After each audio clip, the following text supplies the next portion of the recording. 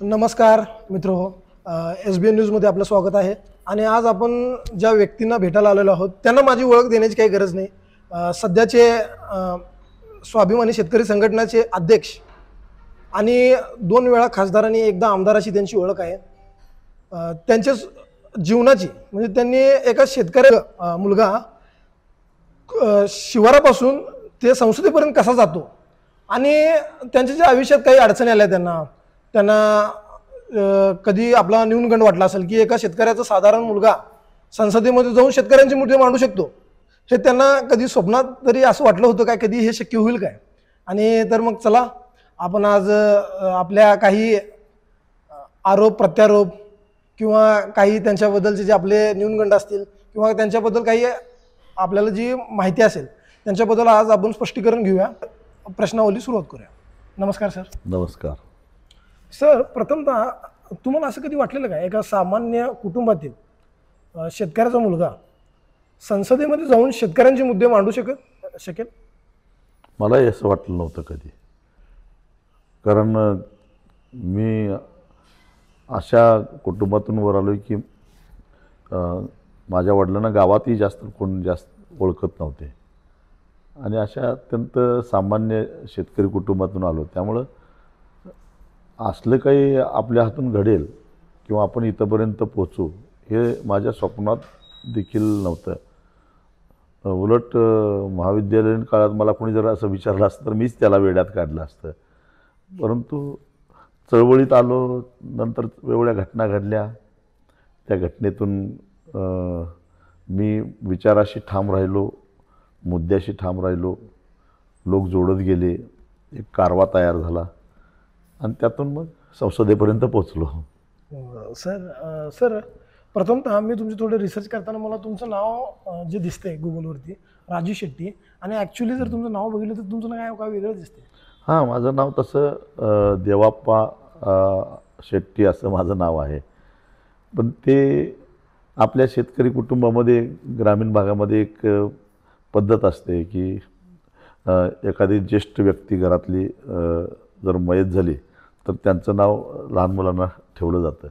तसंच देवाप्पा हे माझ्या आजोबांचं नाव आहे आणि ते नाव मला ठेवल्यामुळं मग घरातल्या लोकांना हाक मारत असताना अडचण होती ना, कारण एवढ्या ज्येष्ठांचं थेट नाव घेणं हे अडचणीच होतं. म्हणून देवाप्पाचा राजू झाला. ते घरातले लोक राजू बोलायला लागले, आजूबाजूचे बोलायला लागले आणि बोलता बोलता तेच नाव मला चिकटलं. तुम्हाला आज त्या नावाची ओळख जी झाली तुमच्या राजू नावाची, त्याच्याबद्दल काय खंत वाटते का? मला राजू म्हणून असं बोलत नाही नाही, उलट मला अजूनही राजूचा राजू साहेब किंवा राजीव किंवा आणखीन काहीतरी त्याला जोडावं असं वाटत नाही मला. अजून माझं वय आता 58 झालं तरी सुद्धा मला राजूच नाव बरं वाटतं. तुम्ही स्वतःला शेतकरी नेता म्हणून इंट्रोड्यूस करून देता की शेतकरी? आधी शेतकरी आणि नंतर शेतकऱ्याचा नेता, ही माझी खरी ओळख आहे आणि तीच माझी अशी राहावी असं मला वाटतं. आणि म्हणून माझी शेतीची नाळ इतकी घट्ट जोडलेली आहे. ह्याच शेतात माझा जन्म झाला, इथंच मी वाढलो आणि मोठा झाल्यानंतर आज राज्यातल्या देशातल्या शेतकऱ्यांचं नेतृत्व करतोय. संसदेमध्ये 10 वर्ष काढली. पण मला शहरात कुठेतरी अजून एखादं घर बांधावं असं कधीच वाटलं नाही. हे सुद्धा मेहनत करून कार्यकर्त्यांनी सुद्धा ह्या घराला वर्गणी दिली आणि मग मी शेतातच घर बांधलं. आणि ज्यावेळी मी तुमच्या सर थोडाफार रिसर्च करत होतो मला असं कळालं की मी बघतोय भारतामध्ये सामान्यतः नेता पैसा वाटून इलेक्शन जिंकतो, पण इथं तुमचं सर चित्र काय पलटत दिसते की तुम्ही लोक वर्गणीतून तुम्हाला नेता बनवतात 2-2 वेळा 3-3 वेळा. मी माझ्या आयुष्यामध्ये 6 निवडणुका लढवल्या. 1 जिल्हा परिषद, 1 विधानसभा आणि 4 लोकसभा. त्या 6 पैकी 4 निवडणुका मी जिंकल्या, 2 हारलो. परंतु 6च्या 6 निवडणुकीमध्ये मी माझा स्वतःचा 1 रुपयासुद्धा खर्च केलेला नाही.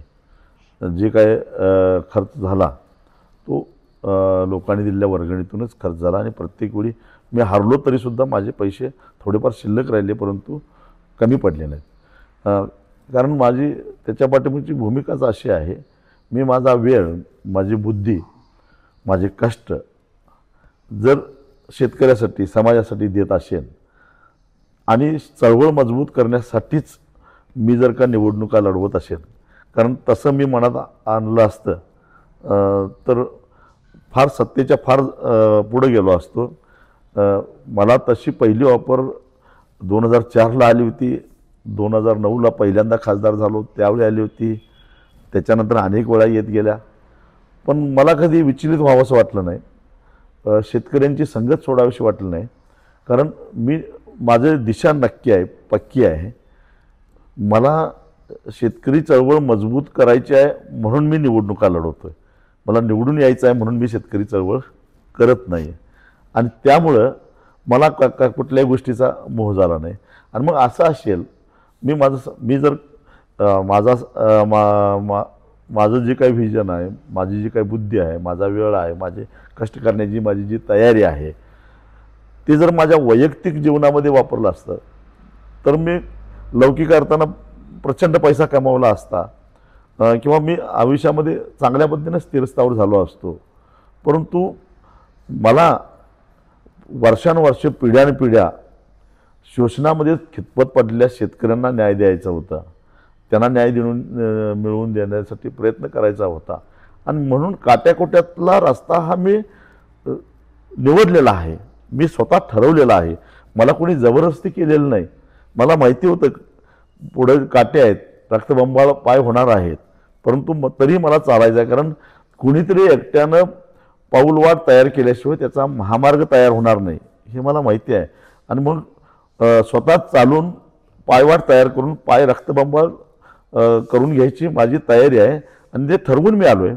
फक्त ह्या प्रक्रियेमध्ये जो काही थोडाफार खर्च येतो तो लोकांनी द्यावा ही एक माफक अपेक्षा आहे.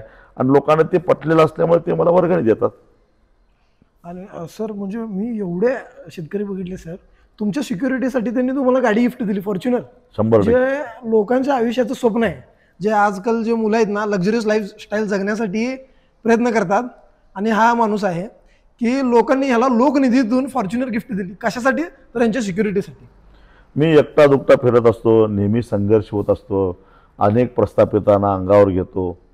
आणि अशा परिस्थितीमध्ये माझ्यावर 4 लोक असावीत आणि म्हणून लोकांनी ते दिलं. मी सांगितलं ना, हे मी ज्यावेळी घर बांधायला काढलं, खरं तर ह्या घराचा इतिहाससुद्धा असा आहे की मी आमदार असताना ज्या काळामध्ये, त्या काळामध्ये मुख्यमंत्र्यांच्याकडं म्हाडाच्या जागा फ्लॅटचा कोटा असायचा. आणि म्हणून प्रत्येक आमदाराला एक मुख्यमंत्री कोट्यातून मुंबईमध्ये फ्लॅट मिळायचा. तसा मला एक म्हाड्याचा फ्लॅट मिळाला होता 2004 साली वर्सोव्याला. पण त्यावेळी तो फ्लॅट खरेदी करण्यासाठी सुद्धा माझी परिस्थिती नव्हती, कारण म्हाडाला फुकट काय देत नसतं, तर त्याचे पैसे म्हाडाला भरावे लागतात. तर मला एक चांगला सल्लागार भेटला मुंबईतला, एक CA. त्यांनी सांगितलं की मी ज्या बँकेवर ऑडिटला आहे त्या बँकेकडून तुम्हाला कर्ज उपलब्ध करून देतो, पण हा फ्लॅट तुम्ही सोडू नका आणि तो नंतर भाड्यानं द्या. 10-12 वर्षानंतर भाड्यातूनच ते कर्ज फिटेल आणि मग तुमचा फ्लॅट मालकीचा होईल. असं करून जवळजवळ 10-15 वर्ष मध्ये ते कर्ज आपोआपच त्या भाड्यातून फिटलं आणि तो मालकी झाल्या तो फ्लॅट मी विकून टाकला आणि ह्या घराचं बांधकामाला सुरुवात केली. परंतु मी घर बांधतो म्हटल्यानंतर मग कुणी मला सिमेंट दिलं, कुणी विटा दिल्या, कुणी वाळू दिली, कुणी हे लाईटिंगचं काम केलं, कुणी अजून काय केलं. असं लोकांना वाटलं की आपलंही साहेबाच्या ह्याच्यामध्ये घरामध्ये आपला काहीतरी हिस्सा असावा. एवढं प्रेम लोकांनी केलं आहे. त्याबद्दल मी स्वतःला प्रचंड श्रीमंत समजतो. असं प्रेम मिळायला सुद्धा भाग्य लागतं. तसंच गाडीचं सुद्धा पहिली गाडी मला 2002 साली शेतकऱ्यांनी दिली होती. त्यावेळी क्वालिस ही गाडी म्हणजे तशी आज जसं फॉर्च्युनरची क्रेज आहे तशी त्या काळामध्ये क्वालिसची क्रेज होती. आणि ती क्वालिस गाडी त्या काळामध्ये मला वाटतं 5.5 लाख रुपयाला येत होती. लोकवर्गणी 2002ला लोकवर्गणी गोळा करून मला समारंभपूर्वक ती दिली. आजही मी ती जपून ठेवलेली आहे. तर तिचं रजिस्ट्रेशन रद्द झालंच, पण मी गाडी जपून ठेवली आहे, कारण ती लोकांच्या हजारो आया बहिणींनी त्या गाडीची गावागावामध्ये पूजा केलेली आहे. त्यामुळं ती अशी अनेक आया बहिणीने आमच्या पूजा केलेली गाडी ही माझ्याजवळच राहिली पाहिजे म्हणून मी ती जपून ठेवलेली आहे. आणि अशा पद्धतीनं हे केलं. परत ही आता फॉर्च्युनर 3 वर्षापूर्वी पुन्हा लोकांनी मला लोकवर्गणी काढून दिली. त्याचंही कारण तेच होतं की 2-3 वेळा माझी त्याच्या आधीची जी गाडी इनोवा होती ती रस्त्यात बंद पडलेली लोकांनी बघितली आणि ते सांगायची गरज नसते, ओळखलं लोकांनी काय चाललंय ते. कारण तुम्हाला आश्चर्य वाटेल, गेल्या 22 वर्षामध्ये म्हणजे 2002 पूर्वी मी मोटरसायकलनंच फिरायचो, पण 2002 नंतर सुरक्षेच्या कारणासाठी म्हणून माझ्यावर अनेक हल्ले झाले तुम्हाला माहीत आहे. सुरक्षिततेच्या कारणासाठी म्हणून लोकांनी मला मोटरसायकलवरून फिरायला बंदी घातली आणि मग मी 4 चाकी वाहनातनं फिरायला लागलो. तर 2002 सालापासून 2025 आता अर्धा संपला तर 22.5 वर्षामध्ये माझं एकूण गाडीतला प्रवास हा 27 लाख किलोमीटरचा झालेला आहे. 27 लाख किलोमीटर हो झालेला आहे. माझ्या स्वतःच्या गाडीचा. इतरांच्या गाडीतून प्रवास केलेलं वेगळं, मी अनेक वेळा रेल्वेनं प्रवास करतो, विमानानं प्रवास करतो, ते वेगळं. इतका प्रवास झाला म्हणजे आत्तापर्यंत 5 गाड्या बदलल्या, गाड्यासुद्धा टिकल्या नाहीत, पण माझं मनके अजून शाबूत आहेत. आणि सर तुमच्या एक स्वभावाचं वैशिष्ट्य म्हणजे कोणत्या सुद्धा शेतकऱ्याच्या घरात बारसा असो, साखरपुडा असो, लग्न असो, तुम्ही आवर्जून असताच आहे. तुम्हाला एवढं वेळ मॅनेजमेंट कसा जमतोय? मॅनेजमेंट एक तर मला जावं लागतं, कारण प्रत्येक शेतकऱ्याला वाटतं की राजू शेट्टी हा आपल्या कुटुंबातला आहे आणि आपल्या सुखदुःखाच्या ह्याच्यामध्ये तो असलाच पाहिजे, अशी एक भावना असते. आणि त्या भावनेची कदर म्हणून मला जावं लागतं. कधी कधी मला लग्नाला जाता आलं नाही, तर लग्न झाल्यानंतर 1-2 दिवसानंतर घरी जाऊन वधूवरांना शुभेच्छा देऊन येतो. मैताचंही तसंच असतं. सुखदुःखामध्ये शक्यतो मी सहभागी होण्याचा प्रयत्न करत असतो. लोकांनासुद्धा माझ्या अडचणी माहिती असतात. मग ते वेळेचं मॅनेजमेंट करत असताना मग माझा दिवस पहाटे 5 वाजल्यापासून सुरू होतो, तो रात्री 12 वाजेपर्यंत चालू असतो. त्यामुळे मी ह्या 24 तासामध्ये एक झोप सोडली तर बाकीचं स्वतःसाठी काहीच ठेवलेलंच नाही. आणि त्यामुळे हे सगळं टाईम मॅनेजमेंट करतो. त्यातूनच मग दिल्लीच्या वाऱ्या कराव्या लागतात, देशभर फिरावं लागतं, मुंबईत मंत्रालयात जायला लागतं, अजून महाराष्ट्रभर दौरे काढावं लागतात. पण हे सगळं मॅनेजमेंट त्यातूनच करण्याचा मी प्रयत्न करतो. सुरुवातीला जे स्वाभिमानी शेतकरी संघटना तुम्ही जी स्थापन केली त्याचा मोटिव्ह काय होता? की शेतकऱ्यांमध्ये एंटरप्रेन्योरशिपची जी कमी आहे, उद्योजकताची कमी आहे, का इथला शेतकरी विखुरला गेला होता? दोन्ही गोष्टी होत्या. म्हणजे मी पहिल्यांदा 1988 साली शरद जोशींची पहिली सभा पश्चिम महाराष्ट्रातली कोल्हापूरला घ्यायची होती. त्यावेळी मी विद्यार्थी दशेमध्ये होतो.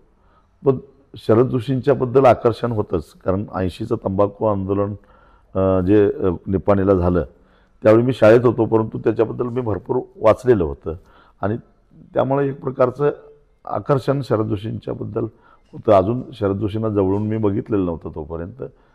आणि मग 1988ची जी गांधी मैदानावर सभा होणार आहे ती सभा होऊन द्यायची नाही, उधळून लावायची, अशा प्रकारचे वल्गना आपल्या कोल्हापूर जिल्ह्यातल्या काही काँग्रेसच्या मोठ्या पुढाऱ्यांनी केलेल्या होत्या. आणि त्यामुळं अजून शरद जोशींच्याबद्दल जास्त आकर्षण वाटायला लागलं. आणि त्यामुळं त्या सभेची तयारी करणारे मग त्या काळातले नुकतंच ज्यांचं निवेदन झालं ते खंडेराव घाटगे त्यावेळी जिल्हाध्यक्ष होते संघटनेचे, त्यांना पहिले जिल्हाध्यक्ष म्हणून शरद जोशींनी नेमलेलं होतं. बापूसाहेब चौगुले होते, त्याच्यानंतर भगवान काटे, अशी मंडळी ह्या सभेच्या तयारीसाठी शिरोळ तालुक्यामध्ये फिरत होते. उत्सुकतेनं मी त्यांच्यामध्ये सामील झालो आणि शिरोळ तालुक्यामध्ये पहिल्यांदा मी शरद जोशींची सभा म्हणून गावोगावी पत्रक वाटणं, लोकांना निरोप देणं, त्या काळामध्ये भिंती रंगवण्याची एक पद्धत होती, एक पेंटर घेऊन वेगवेगळ्या ठिकाणी भिंती रंगवणं, हे काम मी त्या काळामध्ये केलं. आणि मग त्या गांधी मैदानातल्या सभेला मी गेलो आणि ते प्रचंड असं म्हणजे विदर्भ मराठवाड्यातून लोक अक्षरशः रेल्वे भरून लोक आलेले होते. आणि त्या काळातलं ते सगळं चित्रही बघितलं. इतकी निष्ठा शरद जोशींच्यावर शेतकऱ्यांची होती की ऑक्टोबर महिना होता, पाऊस पडलेला होता, परतीचा मान्सून चालू होता. रेल्वेनं आलेले लोक भिजले स्टेशनवर, त्यांच्या भाकऱ्या भिजल्या बांधून आणलेल्या. अक्षरशः अशा स्टेशनवर भाकरी उन्हात वाळवायला ठेवलेल्या होत्या त्या लोकांनी. ते सगळं चित्र बघितलं, लोकांचं शरद जोशींच्यावरचं प्रेम बघितलं आणि गांधी मैदानावरचं शरद जोशींचं भाषण ऐकलं. आणि मग एकूण शेती आणि शेतकऱ्यांच्या प्रश्नाकडे बघण्याचा दृष्टिकोन मला मिळाला. आणि मग त्यावेळी माझ्या लक्षात म्हणजे माझ्या शरद जोशींच्या सहवासात गेल्यानंतर कळायला लागलं की शेतकरी दारिद्र्यात सापडलेला आहे, तो मागच्या जन्मीचं पाप म्हणून नव्हे, किंवा तो काहीतरी त्याच्यामध्ये कर्तृत्वात कमी आहे म्हणून नव्हे, तर जाणीवपूर्वक एक लुटीची व्यवस्था तयार झालेली आहे आणि त्या व्यवस्थेच्या शोषणातला हा एक बळी आहे आणि यातून बाहेर काढलं पाहिजे. आणि म्हणून आपण संघटनेत सहभागी झालं पाहिजे, कारण आपण शेतकऱ्याच्या घरात जन्माला आलेलो आहे. या भावनेतून मी त्यावेळी शेतकरी संघटनेमध्ये सहभागी झालो. मुळातच माझा स्वभाव बंडखोर, आक्रमक, आणि मग मी माझ्या स्टाईलनं काम करायला लागलो. बघता बघता मग माझ्या कामाची पद्धत बघून मला शिरोळ तालुक्याचा अध्यक्ष केला. शरीराची मोडतोड तर सारखीच होत होती, कधी पोलीस मारायचे, कधी गुंड मारायचे. पण असं करत करत चांगला स्थिरस्थावर झालो. 2002 साली शरद जोशींच्याच आदेशावरनं जिल्हा परिषदची निवडणूक एका साखर सम्राटाच्या विरोधात लढवली आणि त्यांना जिल्हा परिषदचा अध्यक्ष व्हायचं होतं, खुलं होतं जिल्हा परिषदचं अध्यक्षपद. आणि अशा भावी अध्यक्षाला पाडल्यामुळे एक क्रेज तयार झाली, लोकांना कौतुक वाटायला लागलं आणि मग कधी मागं वळून बघितलंच नाही पुढं. पण नाव जे ठेवलं आहे स्वाभिमानी, हे कशामुळं, म्हणजे काय तुम्हाला वाटलं की तेच नाव मी ठेवावं आणि ह्या नावामुळं शेतकऱ्यांच्यात कोणता संदेश जाईल? त्याचं असं झालं की 2004 साली त्यावेळी देशामध्ये NDAचं सरकार होतं आणि तोपर्यंत मी पायऱ्यात चढत चढत पश्चिम महाराष्ट्राचा संघटनेचा अध्यक्ष झालेलो होतो. आणि आमची नागपूरला एक कार्यकारिणीची बैठक झाली आणि त्या बैठकीमध्ये एक निर्णय झाला की आपण येणाऱ्या 2004च्या लोकसभेच्या निवडणुका ह्या स्वतंत्रपणानं लढवायची. त्यावेळी मी जिल्हा परिषद सदस्य होतो आणि तो निर्णय झाला. आम्ही निर्णय भीती वाटत होती, कारण स्वतंत्रपणानं लढायचं म्हणजे एवढी ताकद चालेल का वगैरे, परंतु निर्णय झाला आहे म्हटले त्या मताशी आपण ठाम राहायचं असं ठरवून आम्ही आलो. आणि अचानक एक दिवस बातमी आली की संघटनेनं NDAला बिनशर्त पाठिंबा दिलेला आहे. मला ते पटलं नाही. असं कसं काय निर्णय झाला, कार्यकारिणीत तर स्वतंत्र लढायचा निर्णय झालेला आहे आणि बिनशर्त म्हणजे काही एखादी दुसरी जागा घेतली असती तर चाललं असतं. मी त्यावेळी आमच्या सगळ्या संघटनेच्या नेत्यांना म्हटलं की बिनशर्त पाठिंब्याचा लोक फार वाईट आणि घाणेरडा अर्थ काढतात आणि ते आम्हाला ग्रासरूटला काम करत असताना ते सहन करावं लागतं, ऐकून घ्यावं लागतं आणि आम्हाला ते ऐकवत नाही. तेव्हा कुठली तरी कधीच विजयी होणार नाही अशी तरी एखादी जागा घ्या त्यांच्याकडून मागून, म्हणजे आम्हाला म्हणता येईल बाबा एक लोकसभेची जागा आम्हाला सोडल्यामुळं आम्ही त्यांना इतर 47 जागेवर पाठिंबा दिलेला आहे असं मी सांगण्याचा प्रयत्न करत होतो. पण माझं ऐकलं गेलं नाही. तुम्हाला जो निर्णय झाला त्याची अंमलबजावणी करावं लागेल.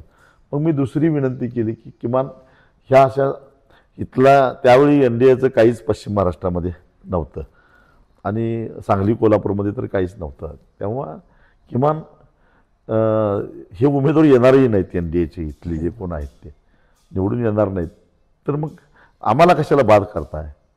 मला एकतर महाराष्ट्रात इतर ठिकाणी प्रचाराची जबाबदारी आमच्यावर सोपवा किंवा मग शांतपणे घरात, आम्ही विरोधातही NDAच्या विरोधातही प्रचार करत नाहीत, पण आम्हाला तटस्थ राहून द्या अशी विनंती मी संघटनेच्या नेतृत्वाला केली. तेही माझं ऐकलं गेलं नाही आणि मी प्रचाराला उलट शरद जोशी इथं, काही लोकांनी शरद जोशींनाच इथं प्रचाराला आणलं. आणि मग मी त्यावेळी शरद जोशींना कोल्हापूरला व्हिक्टर पॅलेसमध्ये उतरले होते, हॉटेलमध्ये, तिथं जाऊन भेटलो. साहेब हे मला पटत नाही आणि मला 15 दिवसासाठी मला सूट द्या, निवडणुका होतील जातील, 15 दिवसानंतर मी आहेच. पण माझी बाजू ऐकून घेतली गेली नाही आणि मला संघटनेतनं हकालपट्टी केली. आणि मग आम्ही ठरवलं आपण स्वाभिमानी आहोत, मग आपली संघटना स्वाभिमानीच असली पाहिजे, म्हणून स्वाभिमानी शेतकरी संघटना केली. त्या नावामध्ये दडले असेल हे कुणाला कल्पना नाही सर स्वाभिमानीबद्दल.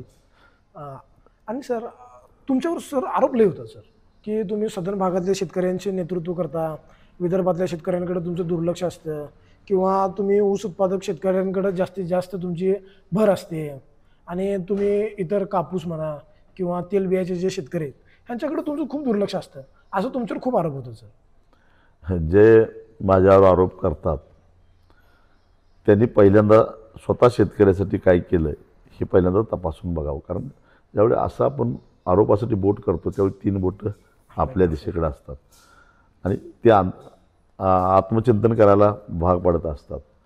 ठीक आहे, मी पश्चिम महाराष्ट्रातल्या शेतकऱ्यांच्यासाठी, ऊस उत्पादक शेतकऱ्यांच्यासाठी केलं, नाकारत नाही, केलं आणि त्याची फळंही मिळाली. ह्याचं कारण दुसरं असंही आहे की माझ्या हाकेला ओ देऊन हजारो लाखो शेतकरी, ऊस उत्पादक शेतकरी रस्त्यावर येतात आणि त्यामुळं त्या आंदोलनाला काहीतरी एक मूर्त स्वरूप देता आलं आणि त्यातून शेतकऱ्यांचंच काहीतरी करता आलं.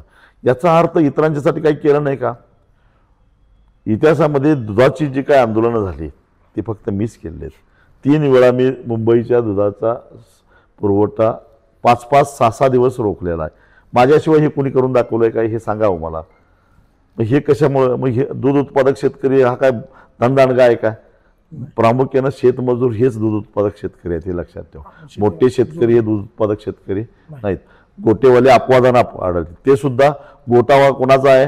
ज्याची 1-1.5 एकर शेती आहे तोच धाडस करून गोटा करत असतो. तेव्हा छोटे शेतकरी, शेतमजूर हे दूध उत्पादक शेतकरी आहेत आणि त्यांचे प्रश्नसुद्धा मी अनेक वेळा मांडले आहेत आणि सरकारला गुडघे टेकायला लावलेले आहेत. राहिला प्रश्न कापूस, सोयाबीन या संदर्भातला, या संदर्भामध्ये सातत्यानं विदर्भामध्ये, मराठवाड्यामध्ये काम चालू असतं. कर्जमाफीसाठी सगळ्यात जास्त आंदोलनं मी स्वाभिमानीनेच केलेली आहेत. शिवाय कोणाला माहीत नसलेली गोष्ट सांगतो, केवळ आम्ही सरकारनं हे करावं ते करावं असल्या वल्गना करत नाही, तर मी आत्तापर्यंत 22 विद्यार्थी आत्महत्याग्रस्त शेतकऱ्यांची सांभाळून त्यांना स्थिरस्थावर करण्याचा प्रयत्न केला आहे. त्यांच्या शिक्षणाची जबाबदारी घेतलेली आहे. आजही अनेक निवासी शाळामध्ये, चांगल्या निवासी शाळामध्ये त्या पोरांना ठेवून त्याची फी लोकवर्गणीतनं भरण्याचा मी प्रयत्न करतो आहे. नुकतंच मी परभणीला ज्या शेतकऱ्यांना आत्महत्या केली नवरा बायकोनं, त्याची एक 3.5 वर्षाची आणि 1.5 वर्षाची 2 मुली, त्यांची जबाबदारी मी घेतलेली आहे. हे किती लोकांनी केलं हेही जरा सांगावं. म्हणजे हे आम्ही प्रचारासाठीच करत नाही, आम्हाला कोणीतरी काहीतरी पुरस्कार द्यावा म्हणून करत नाही. एक सामाजिक बांधिलकी म्हणून, शेतकरी नेता म्हणून आपली काही जबाबदारी आहे म्हणून या गोष्टी आम्ही करत असतो. मुळात इंजिनिअरिंगचं झालेलं आणि घरची परिस्थिती शेतीची. तुम्ही सुरुवातीला सर ते इंजिनिअरिंगचा काय फायदा झाला का शेतीमध्ये? इंजिनिअरिंगचा असा फायदा काही थेट झालेला नाही, पण एक आहे की इंजिनियर झालेला माणूस नेमकं मर्मावर बोट ठेवायला शिकतो आणि ते चळवळीमध्ये त्याचा मला निश्चितच फायदा झालेला आहे. अपघातानंच मी तसा शेतीमध्ये आलो, कारण शेती माझे मोठे भाऊ आणि वडील करत होते आणि 1.5 वर्षाच्या अंतरानं अचानक दोघांचंही निधन झालं आणि मग मी स्वेच्छेनं शेतीकडे बघायचं ठरवलं आणि मग त्या शिक्षणाचा उपयोग न करता मी शेतीमध्ये दुसरं एक माझं, खरं तर मला तसं इंजिनिअरिंगला जबरदस्तीनं घातलेलं होतं. मला मराठी साहित्यामध्ये आवड होती आणि त्यामुळं MA करून एक प्राध्यापक व्हायचं, लेखक व्हायचं असं एक स्वप्न होतं, पण वास्तव वेगळंच होतं आणि मी ह्यात अडकलो. पण आपला साहित्यिक कधी गप्प बसून देत नाही, म्हणून कधी नागराट साहित्य संमेलन घेतो, कधी अजून काही करतो, असल्या वृत्तपत्रातून लेख करतो. आजही माझ्याकडे बऱ्यापैकी लेखनाची शैली आहे, ते मी सांभाळून आहे. सर तुम्ही स्वतःचं पुस्तक पण लिहिले सर? हो, शिवार्थी संसद. मी माझा जो काही हा खडतर प्रवास केलेला आहे ते, त्यातलं काही गोष्टी ह्या मलाच अडचणीत आणणाऱ्या आहेत राजकीयदृष्ट्या, तरीसुद्धा जे आहे ते मी प्रांजळपणानं त्या पुस्तकात लिहिलेलं आहे. अजूनही काही लिहायचा विचार आहे, पण नंतर लिहीन मी. सर एवढं तुम्ही वेळ मॅनेज कसं करताय सर? एवढ्या संघटनेचे तुमचे फोन असतात, मी बघतो आता तुम्हाला इथं आल्यापासून तुमच्या इथं असं घरात बसायला वेळ नाही, एवढा काम आहे. आणि त्यात सर तुम्ही पुस्तक लिहिताय म्हटल्यानंतर ज्या माणसाची मॅनेजमेंट वृत्ती कुठून येते सर एवढी? नाही, लिहायला सुद्धा मला वेळ एकदम कमी. मी मध्यंतरी लोकमतला सदर लिहित होतो, लोकसत्ताला सदर लिहित होतो. मला तर एकदा छगन भुजबळांनी आठवणीनं सांगितलं की ते त्यावेळी तुरुंगात असताना ते म्हणायचे की गुरुवारची मी आवर्जून वाट बघायचो, कारण गुरुवारच्या लोकसत्तामध्ये तुमचा लेख असायचा आणि मी तुमचे सगळे लेख तुरुंगात वाचले, असं मला एकदा भुजबळांनी सांगितलं. मध्यंतरी एक निवृत्त न्यायाधीश हायकोर्टाचे एका कार्यक्रमात भेटले ते, त्यांनी मला सांगितलं की तुमचे लेख मला फार आवडायचे लोकसत्तातले. म्हणजे असा एक वाचक वर्ग माझा तयार झाला होता. ह्याचं कारण सतत मी एखाद्या प्रश्न घेऊन त्याच्यात मुळाशी जाण्याचा प्रयत्न करत असतो आणि त्याच्यावर एकदा लिहायचा ज्यावेळी प्रसंग येतो त्यावेळी झर आपोआपच विचार बाहेर यायला लागतात. आणि ती एक कौशल्य मी विकसित केलेलं आहे. मी जसं आता बोलायला लागलो सूत्रबद्ध पद्धतीनं तसंच लिहित जातो आणि त्यामुळे तिथं खंड पडत नाही, त्यामुळं कमी वेळेत माझं लिहून होतं. नाही एवढं शक्यच नाही सर, तुम्ही जेवढे जे काम करताय सर तेवढं शक्य नाही. आणि सर मला एक अनेक असं विचारायची गोष्ट आहे आता थोडक्यात, की जे शेतकरी आहेत, शेतकऱ्यांना सर पाण्याची गरज आहे आणि आता आलमट्टीची उंची वाढवणार आहे, ह्याचा उद्देश काय सर, की पाणी जादा ते जादा अडवलं जावं आणि आपल्या इकडच्या भागातले शेतकरी जे आहेत ना ते त्याला विरोध करतात. म्हणजे याचं मला जर तुम्ही जरा स्पष्टीकरण दिलं तर बरोबर. ह्याचं कारण असं आहे, भौगोलिक रचना आपण डोळ्यासमोर आणली पाहिजे. मुळामध्ये कृष्णा नदी ही अशी नदी आहे, तिला आधी संत वाहते कृष्णामयी असं तिचं वर्णन केलं गेलं. याचं संत वाहते याचा अर्थ काय, कृष्णा नदी डोंगरातून पाणी घेऊन येते, मग ती कोयना, कृष्णा, वारणा, दुधगंगा, वेदगंगा, पंचगंगा या साऱ्या नद्या येऊन भीमासुद्धा कृष्णाला येऊन मिळतात. या साऱ्या सह्याद्रीवरनं येतात आणि येताना उतारावरनं अतिशय वेगात पाणी घेऊन येतात, खळखळत पाणी येतात आणि ते कृष्णेला मिळालं तर मग कृष्णेचा पुढचा प्रवास मात्र सपाट भागातून जातो आणि त्याला उतार अतिशय कमी आहे. त्यामुळं येणारं पाणी वेगात येतं, जाणारं पाणी अतिशय संतपणानं जातं, म्हणून संत वाहते कृष्णामयी असं तिचं वर्णन अनेकांनी केलेलं आहे. आता काय झालं, दरम्यानच्या काळामध्ये 1997-98 साली आलमट्टीला कर्नाटक सरकारनं कृष्णेवर धरण बांधलं आणि ते धरण बांधल्यानंतर साधारणपणे 2005 साली त्यांनी 518 मीटरपर्यंत पाण्याची पातळी पाणी अडवलं. त्यांनी बांधून ठेवलेलं होतं 524 मीटरपर्यंत, पण त्यांना परवानगी मिळालेली नव्हती म्हणून 518पर्यंत. त्याचा परिणाम 2005च्या पुराच्या माध्यमातून आपल्याला झाला. त्याच्यानंतर आता ते 524 मीटर म्हणतात, म्हणजे अजून 5 मीटर वाढवायचा त्यांचा विचार आहे. ते जर झालं म्हणजे बांधकाम झालेलंच आहे, फक्त पाणी अडवायचा प्रश्न आहे. मुद्दा असा आहे की आपण जर का पाठीमागचं टोक बघितलं तर शिरोळ तालुक्यातलं नरसिंहवाडी जे गाव आहे, दत्त महाराजांचं तीर्थक्षेत्र आहे, त्या ठिकाणी कृष्णा नदीचा जो तळ आहे ते समुद्र सपाटीपासून 524 मीटरवर आहे, 520 मीटरवर आहे, सॉरी 522 मीटरवर आहे. म्हणजे कृष्णा नदीचा तळ समुद्र सपाटीपासून नरसिंहवाडीला 522 मीटरवर आहे. आणि जर का ते 524 मीटरला पाणी अडवणार असतील तर नरसिंहवाडीपासून 220 किलोमीटर अंतरावर आलमट्टी येते. म्हणजे नदीचं अंतर म्हणतो मी, हवेतलं अंतर कदाचित कमी असू शकेल, कारण वेडी बकरी वळणं घेत नदी जाते. या 220 इतक्या किलोमीटर प्रवासाला केवळ 2 मीटरचा जर का उतार मिळणार असेल तर ते पाणी अजून संत होईल. मुद्दा बॅकवॉटरचा नाही, लक्षात ठेवा. डोंगरावरनं येणारं पाणी बरं कुठून येतं माहिती आहे कृष्णेत पाणी? शिरोळ तालुक्यात येणाऱ्या पाण्याचं मी तुम्हाला सांगतो. आंबोली ते महाबळेश्वर 226 किलोमीटर लांबीचा हा डोंगर आहे आणि या 226 किलोमीटरवर महाराष्ट्रातला सर्वाधिक पाऊस पडतो. तो सारा पाऊस नदीच्या माध्यमातून शिरोळ तालुक्यामध्ये येतो. कोयना तिकडून आणते, इकडून दूधगंगा वेदगंगा आणतात. आणि हे 5 लाख जुलै महिन्यामध्ये 5 लाख क्युसेक पाणी असतं. आता एवढं पाणी पुढं सरकायचं, येताना पाणी वेगात येतं शिरोळ तालुक्यात, जाताना हळू जातं. 5 लाखमधनं साधारणपणे 4 लाख पुढे जातं, 1 लाख इथंच राहतं, पुन्हा 5 लाख येतं, 4 पुढे जातं, 1 इथंच राहतं. आणि असं पाणी इथं शिल्लक राहायला लागतं. इथला स्टॉक वाढतो, पुढे जाणार पाणी हळूहळू जायला लागतं, पाण्याची गती मंदावते. आणि त्यामुळं हे पाणी दूधगंगा, वेदगंगा, कृष्णा, वारणा, पंचगंगा या पात्रातून बाहेर पडतं आणि ते पाणी शेतामध्ये आणि गावामध्ये शिरायला लागतं. 20-20, 25, 35 दिवसापर्यंत पाण्याचा हा रेंगाळतो. आणि नंतर मग जसं डोंगराकडून येण्याचा ओघ कमी होईल तसं तसं ते पाणी पुन्हा पात्रात येतं आणि मग ते पुढं जायला लागतं. पण ह्याला कालावधी महिन्याचा लागतो. आणि त्या काळामध्ये पिकांचं, गावांचं, सांगली, कोल्हापूर, इचलकरंजी, अगदी कराडला सुद्धा त्याचा फटका बसतो. आणि म्हणून लोकांचा उंची वाढवायला विरोध आहे. त्यांना 524 मीटर त्यांच्या वाटणीला पाणी आलं, अडवायला आमची काही हरकत नाही. 25 ऑगस्ट नंतर अडवावं, कारण कृष्णा जानेवारी फेब्रुवारीपर्यंत प्रवाहित असते.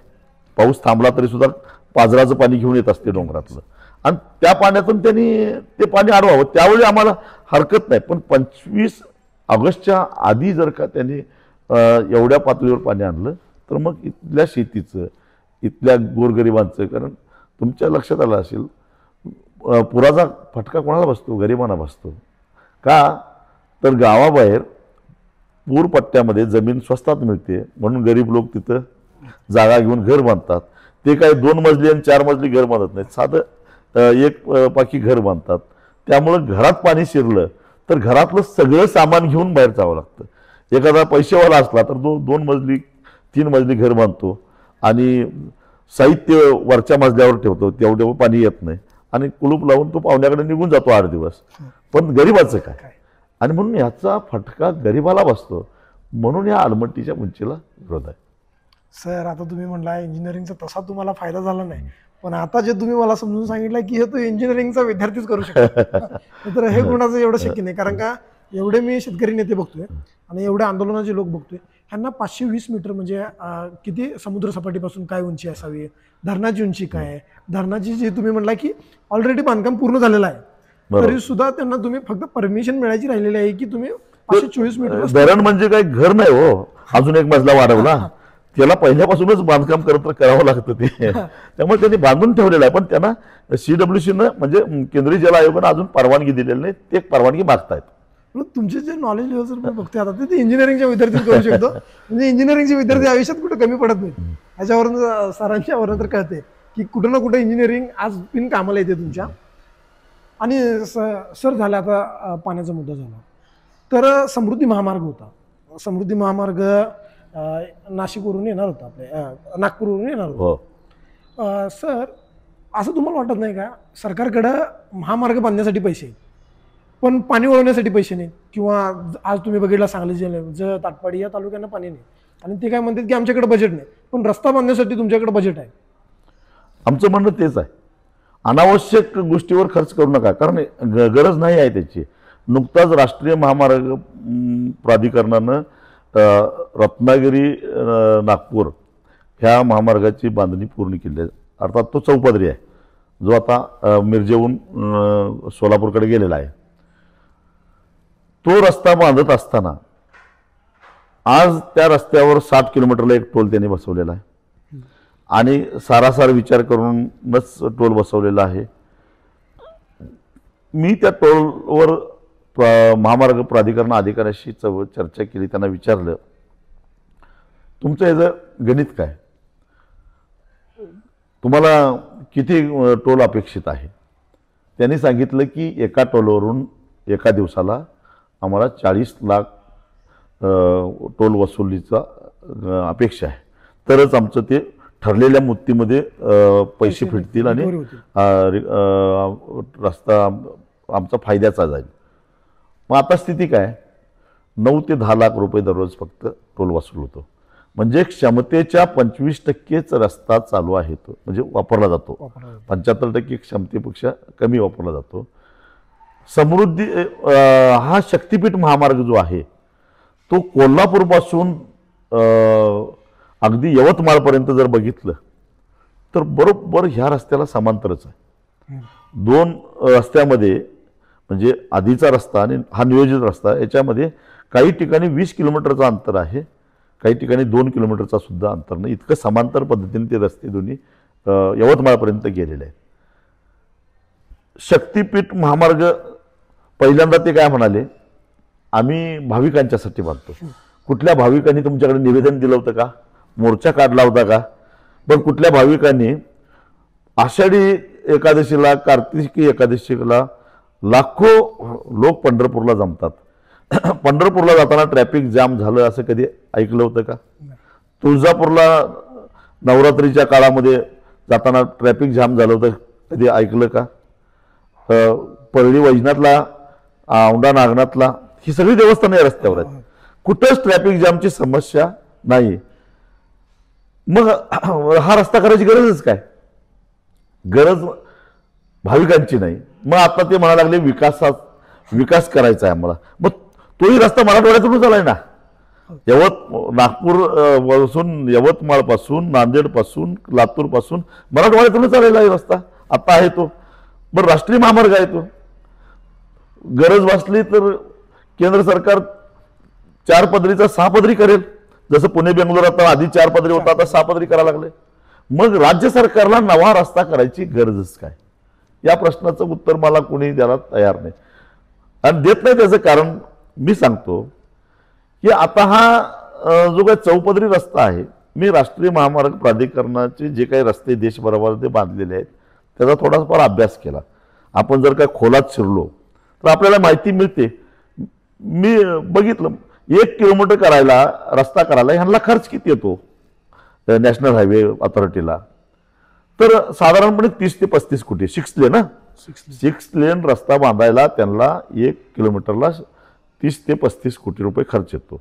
डोंगरातून असेल, थोडंसं कठीण खडक असेल तर 30 कोटी, ब्लॅक सॉईल असेल, काही एखादे पूल असेल तर 35 कोटी, म्हणजे 5 कोटी इकडं तिकडं. तेही काही साधू संत नाहीत, लक्षात ठेवा. त्यांचीही कमिशन, टक्केवारी सगळं आहेच. हे सगळं होऊन 30-35 कोटीमध्ये 1 किलोमीटर ते रस्ता बांधतात. शक्तिपीठ महामार्गाचा जर DPR आपण बघितला तर तो 802 किलोमीटर लांबी आहे आणि त्याला खर्च येणार आहे 86,000 कोटी. आता प्राथमिक अंदाज आहे. आणि आपल्याकडे एक फार लोकप्रिय शब्द आहे सुप्रमा, सुधारित प्रशासकीय मान्यता. सरकारनं ठरवलेल्या किमतीत कुठलंच काम पूर्ण होत नाही, त्याचं परत दिवस जातील तसं सुधारित प्रशासकीय मान्यता घेत घेत कदाचित हे 1.5 लाख कोटीपर्यंत सुद्धा जाईल. आज त्याचे 86,000 कोटी आहे. 86,000 कोटी जर 802 किलोमीटर रस्ता बांधायचा म्हटला तर 1 किलोमीटरचा खर्च येतो 107 कोटी 60 लाख रुपये. आता 35 कोटी कुठं आपण मॅक्झिमम धरू, त्यांचं 30 पण नकोच धरायला. 35 कोटी कुठं आणि 107 कोटी कुठं, म्हणजे नॅशनल हायवेच्या तिप्पट. लोकसत्ताना सुद्धा ह्याच्यावर लिहिलं बघा, एक मालिकाच लिहिली, ह्याला त्यांना माहिती मीच पुरवली होती. एवढा तिप्पट खर्च कशासाठी? आणि मग एवढा खर्च करून समजा इमानदारीनं त्यांनी 86,000 कोटीतच रस्ता बांधला तरी असं गृहीत धरलं तर 2 गोष्टी होणार आहेत. नॅशनल हायवेचा रस्ताही आजारी पडणार आहे, कारण तेच ट्रॅफिक दोन्हीकडे विभागलं जाणार आहे. म्हणजे त्यांना 4.5 लाख, ह्यांना 4.5 लाख टोल वसूल होणार. आणि म्हणजे जवळपास 90 वर्ष टोल वसूल करावं लागेल. हा पैसा खाजगीकरणातून उभा करतायत, लक्षात ठेवा. ते काही सरकारच्या याच्यातून नाही, ते कर्जरोखे उभा करून जागतिक बँकेच्या कर्जातून हा रस्ता बांधतायत. म्हणजे सर्वसामान्य महाराष्ट्राच्या कर्ज म्हणजे काय, ते काय अनुदान नव्हे, ते परत द्यायला लागेल, व्याजासकट द्यावं लागेल. आणि म्हणजे भाविकांनी, त्या रस्त्यावर प्रवास करणाऱ्यांनीच ते पैसे फेडायचे आहेत. माझा प्रश्न असा आहे की 86,000 कोटी रुपये तुमच्याकडं असे अनावश्यक रस्ते बांधण्यासाठी आहेत किंवा तुम्ही उभा करू शकता खाजगी क्षेत्रातून, त्यातले निम्मे पैसे खर्च करा आणि महापूर काळामध्ये पश्चिम महाराष्ट्राला कृष्णा नदीच्या पाण्यानं अक्षरशः वेठीस धरलं जातं आणि कृष्णेचं पाणी अतिरिक्त म्हणजे पात्राबाहेर पडलेलं जे कर्नाटक सरकार त्यावेळी घ्यायला तयार नसतं ते पाणी बोगद्याद्वारे जर का मराठवाड्यात भीमा नदीमध्ये वळवलं तर बऱ्याच दुष्काळी पट्ट्यामध्ये पाण्याचा प्रश्न सुटेल. 30-40 हजार कोटीमध्ये हे काम होऊ शकतं, ते काय करत नाही, हा खरा आमचा सवाल आहे. सर आता तुम्ही सांगितल्याप्रमाणे तर आता गोष्टी सगळ्या लोकांना आता लक्षात येऊ लागले की हे जे चाललं आहे ते फक्त कॉन्ट्रॅक्टरचे खिशे भरण्यासाठी चालू असल्यास 100% 12 जिल्ह्यातून हा रस्ता जाणार आहे. 12 जिल्ह्यातून ज्यांच्या मतदारसंघातून तो रस्ता जाणार आहे त्या प्रत्येकाला आशा सुटलेली आहे की मला त्यातलं काहीतरी मिळेल, म्हणून कुणी त्याच्यावर बोलायला तयार नाही. त्या आलमट्टी क्षेत्रामध्ये जे पाऊस पडतोय म्हणजे जेव्हा बॅकवॉटर पकडत आहे पश्चिम महाराष्ट्र म्हणजे आपलं वेस्टर्न घाट इथं पाऊस भरपूर होतो सर. पण याच्यामध्ये आता सर क्लायमेट चेंज जलवायू परिवर्तनचा काय फरक पडायला लागला आहे सर? 100% पडायला लागला आहे. निसर्गाचं स्वरूप आणि त्यांची कार्यपद्धती निसर्गाची बदललेली आहे. कमी वेळेमध्ये जास्त पाऊस पडायला लागलेला आहे आणि त्यामुळं ते पाणी वाहून जाण्याची क्षमता नद्यामध्ये राहिलेली नाही. त्यामुळं पुराचा धोका निर्माण व्हायला आहे. जमिनी खचायला लागलेल्या आहेत, माळींसारख्या घटना घडायला लागलेल्या आहेत. खरं तर या साऱ्या लोकांचा चंगळवाद पोचण्यासाठी निसर्गाची छेड या लोकांनी काढली, पण शिक्षा मात्र शेतकऱ्याला भोगावं लागते. आम्ही शेतकरी खरं तर निसर्गाला पूरक अशी शेती करतो. म्हणजे खऱ्या अर्थानं शेतकरी हा पर्यावरणाचा एक भाग आहे. मला सांगा, शेतकरी नुसतं शेतीच करत नाही तर साऱ्या जगाला नको असणारा वातावरणातला कार्बन डायऑक्साईड आणि कार्बन मोनॉक्साईड घेऊन त्याच्यापासून कार्बोहायड्रेट्स तयार करतो. जर आम्ही जमीन हिरवी केली नाही भविष्यामध्ये, म्हणजे ऑक्सिजनचं महत्त्व कोरोना काळात कळालं. तुम्ही मोकळा श्वास घेताय याचं कारण आम्ही वातावरणातली ही सगळी काजळी आमच्या पिकाच्या माध्यमातून टाकाऊतनं टिकाऊ म्हणून अन्नधान्य तयार करतो त्या कार्बन डायऑक्साईडपासून. हे आम्ही जर शेती करायचं बंद झालं तर तुम्हाला खायलाही मिळणार नाही आणि तुम्हाला मोकळा श्वासही घेता येणार नाही. हे जगानं लक्षात ठेवावं. तुमची इंजिनिअरिंग झाली आणि त्याचा तुम्ही उपयोग इथं करताय, पण मी बघतोय सर भारतातली आता जी मुलं आहेत म्हणजे जे आपल्या महाराष्ट्रातलीच मुलं आहेत त्यांना शेती नको वाटायला लागली आणि त्याच्या मागचं कारण काय असू शकेल? आणि सरकारनं युनिव्हर्सिटींना किंवा जे शैक्षणिक संस्था आहे त्यांचं बजेट वाढवलं पाहिजे की शेतीवरती संशोधन करण्यासाठी. शेतकऱ्यांना अवकाळी पाऊस म्हणा किंवा पाऊस न पडणे किंवा आपल्या इकडं शिरोळ तालुक्याची सगळ्यात मोठा आता विषय जो झालेला आहे शारपट जमीन, ह्याच्यासाठी काय करावं लागेल? नाही, खरं तर याच्यासाठी रिसर्चच केलं पाहिजे, संशोधन व्हायला पाहिजे. बदलत्या काळाप्रमाणे बदलत्या याच्यामध्ये वातावरणामध्ये टिकणारे आणि चांगलं उत्पादन देणारे नवनवीन वाणांचा शोध घेतला पाहिजे. त्याच्यासाठी तंत्रज्ञानाचा वापरसुद्धा आपल्याला करावा लागेल. एका बाजूला शेतकऱ्यावर काही लोक दबाव आणतायत, सरकार दबाव आणतं की तुम्ही आहे त्या स्थितीत राहायचं. बघा किती दांभिकपणा आहे आपल्याकडं. जगभरामध्ये जी शेती केली जाते त्याच्यामध्ये अद्ययावत तंत्रज्ञान ते वापरतात. BT टेक्नॉलॉजीचा वापर होतो. आता BT टेक्नॉलॉजी सोयाबीनमध्ये, कापसामध्ये, सगळ्याच पिकामध्ये जवळपास मक्यामध्ये वापरली जाते. त्यामुळे त्यांचं उत्पादन वाढलं. त्यांचं तंत्रज्ञान एवढं पुढं केलं की तण नियंत्रणाचं कामसुद्धा या बियाण्याच्या माध्यमातून व्हायला लागलेलं आहे आणि त्यामुळं त्यांचा उत्पादन खर्च कमी होत चालला आहे. म्हणजे उत्पादन वाढलं, उत्पादन खर्च कमी झाला आणि ते तंत्रज्ञान इथं शेतकऱ्यांनी वापरायचं नाही, कारण जैवविविधतेला काहीतरी बाधा होईल, मानवी आरोग्याला धोका निर्माण होईल. या कारणासाठी आमच्या इथं संशोधनाला सुद्धा बंदी आहे. पण अमेरिकेमध्ये, कॅनडामध्ये बायोटेक्नॉलॉजीपासून उत्पादित झालेले जे सोयाबीन असेल, मका असेल, त्याच्यापासून तयार झालेले पदार्थ इथं खुलेआम विकले जातात. मग मानवी आरोग्याला धोका नाही निर्माण होत. मग कसं काय? BT कॉटन आपणही वापरतो.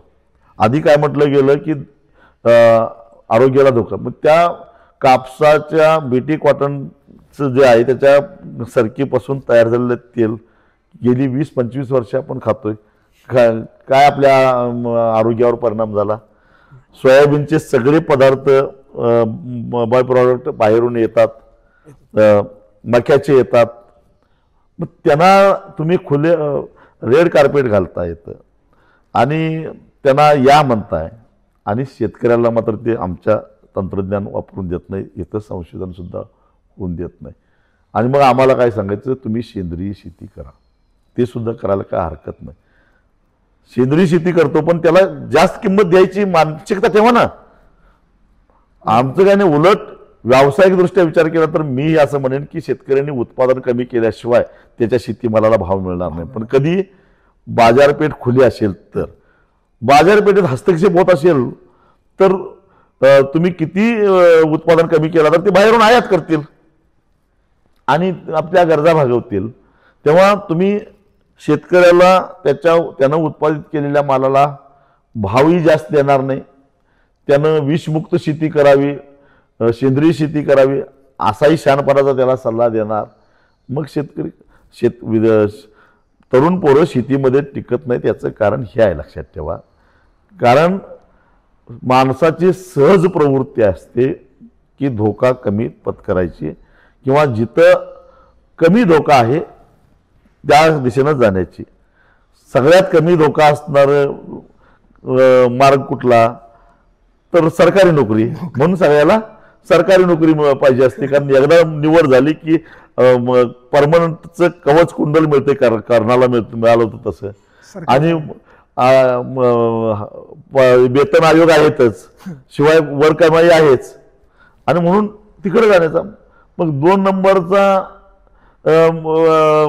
काय निवड काय असते, कॉर्पोरेट कंपन्यांच्याकडं नोकरी करायचं. तिथं हार्डवर्क करावं लागतं पण पैसा भरपूर मिळतो, मग ती असते. नंतर मग काहीतरी थोडासा व्यवसाय छोटा मोठा करावा, त्यात रिस्क असते पण शेतीपेक्षा कमी असते.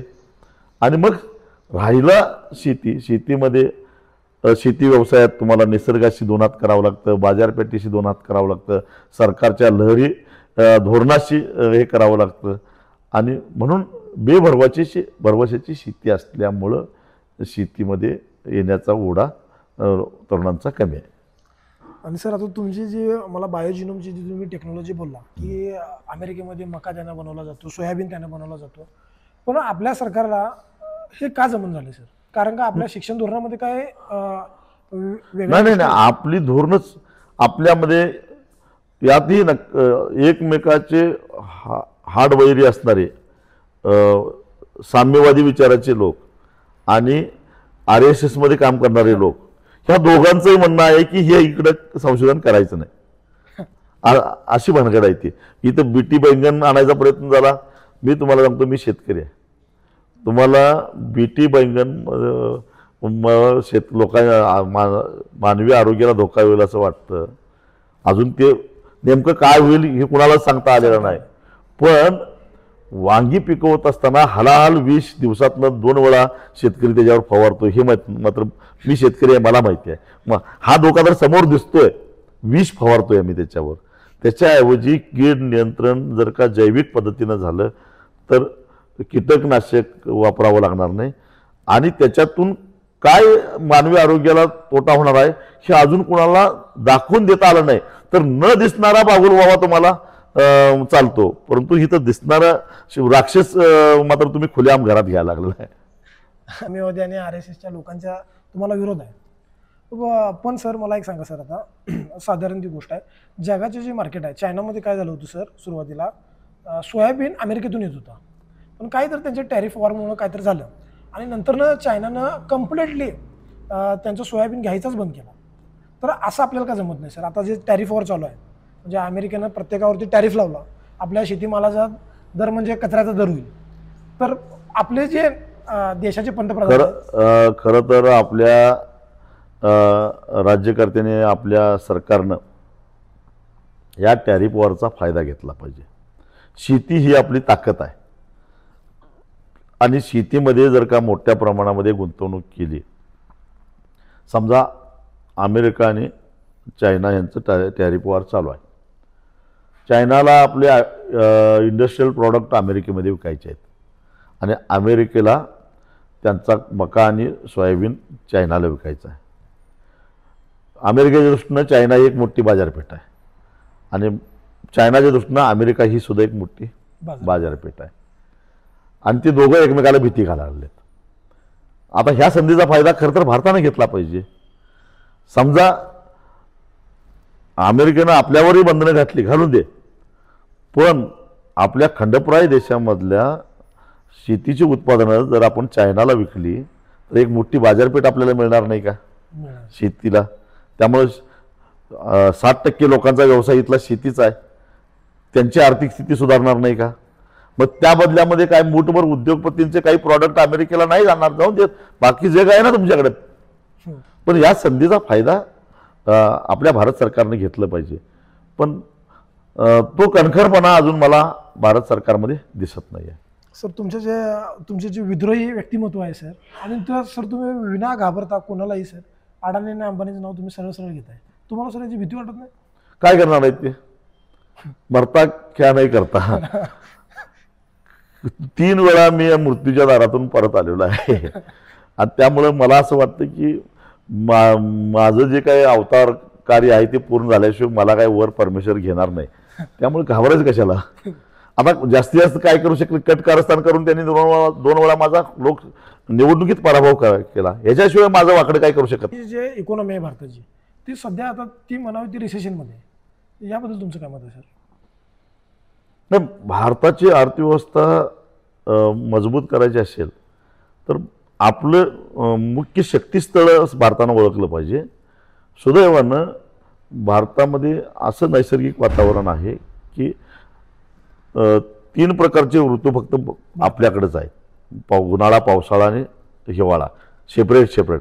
बाकी जगभरामध्ये तुम्हाला माहित आहे की उन्हाळा आणि पावसाळा 2च ऋतू आहेत. कधी पाऊस पडतो आणि कधी थंडी पडते.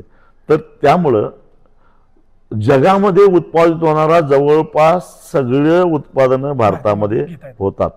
म्हणजे बघा, भारतात वाळवंट आहे, भारतात बर्फ पडतो, भारतात सुपीक जमीन आहे, भारतामध्ये सगळ्या प्रकारचे म्हणजे तापमान अगदी 35-40 डिग्रीचं पण आहे, मायनस डिग्री पण आहे.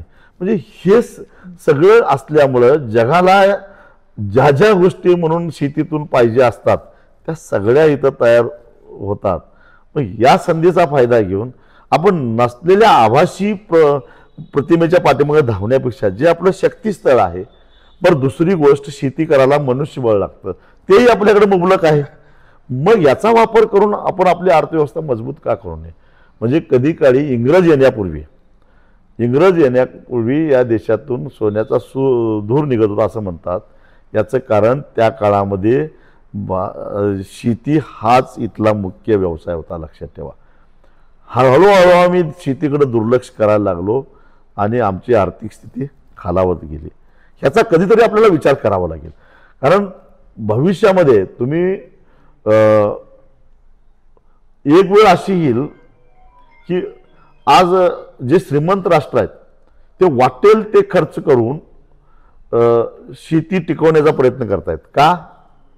कारण कधी काळी साम्राज्यवादाच्या स्पर्धेतून जर का युद्ध व्हायला लागली, संघर्ष व्हायला लागला, आता हे अमेरिकेने जे सुरू केले टॅरिफ वॉर, असं व्हायला लागलं तर आपला देश अन्नधान्याच्या बाबतीत स्वयंपूर्ण झाला पाहिजे. आपण दुसऱ्यावर अवलंबून राहता कामा नये. नाहीतर मग जसं भारतानं पाकिस्तानचं पाणी अडवायचा इशारा दिलेला आहे, तसं उद्या आम्ही सांगतो ते ऐका, नाही तर तुमच्या देशाला आम्ही अन्नधान्य पुरवणार नाही, अशा प्रकारची भीती घालून सरकारला जनतेला उपाशी ठेवण्याच्या अशा घटना घडणारच नाहीत असं काय सांगता येत नाही. आणि त्यामुळं जगातला प्रत्येक देश अन्नधान्याच्या बाबतीत स्वयंपूर्ण होण्याचा प्रयत्न करालो आणि आम्ही मात्र शेतीतून बाहेर पडायचा प्रयत्न करालो. हे चुकीचं आहे. शेतीकडे बघण्याचा आपला दृष्टिकोन बदलला पाहिजे असं मला प्रामाणिकपणे वाटतं. की शेतीनंतर शेतकऱ्याच्या मुलग्याचं प्राधान्य सगळ्यात असतं सरकारी नोकरी. आणि सरकारी नोकऱ्यामध्ये सैन्याची नोकरी आपल्या इथल्या भागातल्या मुलांना भरपूर आवडते सर. हो. पण अग्निवीर योजनेमुळं त्या मुलांचं काय नुकसान झालं किंवा त्यांच्या आयुष्यात त्याचा काय परिणाम होईल? नाही, हे खरं तर चुकीचं आहे अग्निवीर. कारण मला वाटतं की अग्निवीर ज्यांची निवड होते त्यातल्या काही टक्के म्हणजे 10-15%च मुलांना सैन्यामध्ये प्रवेश मिळतो आणि बाकीचे 10-15 लाख रुपये घेऊन परत येणार. त्यांची अशी अवस्था होते की दुसरं काही करण्याच्या पलीकडे त्यांचं वय गेलेलं असतं. म्हणजे एक तर ते आता त्या क्षेत्रामध्ये त्यांचं स्वप्न असतं सैन्यामध्ये जायचं, पण 3 वर्षानंतर त्यांना परत यावं लागतं. थोडे पैसे मिळतात परंतु परत येऊन नेमकं काय करायचं, कारण बाह्य जगाशी 3 वर्षाचा संपर्क तुटला असतो. हा कालावधी मोठा आहे आणि त्यामुळे दुसऱ्या क्षेत्रामध्ये काही करण्याची त्यांच्यामध्ये ती मानसिकता राहत नाही. आणि मग अशा प्रकारच्या अस्वस्थ तरुणांच्या फलटणी आपण तयार करतो काय, हे तुम्हाला आता नाही कळणार. 7-8 वर्षानंतर हळूहळू हे दिसायला लागेल. म्हणजे हळूहळू जे विद्रोही आहेत त्यांना आम्ही शस्त्रसज्ज करायला लागलोय, त्यांना ट्रेनिंग द्यायला लागलोय. हे धोकादायक आहे, लक्षात ठेवा. उद्या ह्याच लोकांची भरती नक्षलवाद्याकडे होईल. पंतप्रधान म्हणतात की माझ्या नसानसामध्ये व्यापार आहे, पण तुम्हाला असं वाटत नाही की आपल्या देशाचा पंतप्रधान हा शेतकरी व्हावा? त्यांच्या नसानसामध्ये व्यापार आहे हाच मोठा धोका आहे आणि त्यामुळं अदानी अंबानीचं बरं चाललंय आणि बाकीच्यांचं वाटोळं झालंय. आपण करूया. तुम्ही पुढच्या 5 वर्षात महाराष्ट्र आणि भारत कुठं बघताय सर? सध्या लोकांना एक प्रकारची नशा पाजवलेली आहे आणि त्याच नशेत आहेत. अस्तित्वात नसलेला शत्रू फार मोठा बागुलोबा म्हणून पुढे त्यांच्या पुढे दाखवला आहे आणि तो येईल, तो तुला जगणं अशक्य करेल. खरं तर त्यांनी हत्यार टाकलेलं आहे, कोण तुमच्या लक्षात आलेलं असेल. हां, त्यांनी तर हत्यारच टाकलेलं आहे, पण त्याचा बागुलबाबा दाखवून लोकांना एका गुंगीत ठेवलेला आहे. पण कधीतरी लोकांचे डोळे उघडणार आहेत आणि ते उघडल्यानंतर जळजळीत वास्तव त्यांना समोर दिसेल. त्यावेळी मोठा उद्रेक होईल. आज सगळीकडे अशांतता पसरवल्या. मणिपूरमध्ये बघताय, मुंबईमध्ये बघताय, क्राईम वाढत चाललेला आहे. हळूहळू याचं रौद्र रूप धारण होईल असं वाटतं. राजकीय कार्यकर्त्यांच्याकडून तर आता अपेक्षा व्यक्त करणं सोडलेलं बरं असं मला वाटतं. की प्रत्येकाला वाटते मी सत्तेत गेल्याशिवाय आणि माझं भलं झाल्याशिवाय जनतेचं भलं होणार नाही, त्यामुळे लोंढा एकाच बाजूलाच चाललेला आहे. अशा परिस्थितीमध्ये विवेक जागृत असणाऱ्या लोकांनी विवेकीपणानं विचार केला पाहिजे आणि ही व्यवस्था बदलण्यासाठी एक पर्याय म्हणून पुढे येण्याचा प्रयत्न केला पाहिजे.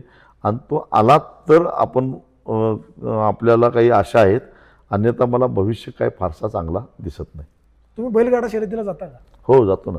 तुमची काय आवड त्यातली? याचं कारण असं आहे की तो एकतर शेतकऱ्यांचा खेळ आहे. त्यातल्या काही अपप्रवृत्ती सोडून द्या, आपण त्याच्याकडे दुर्लक्ष करू. 2 गोष्टी मी त्याच्याकडे बघतो.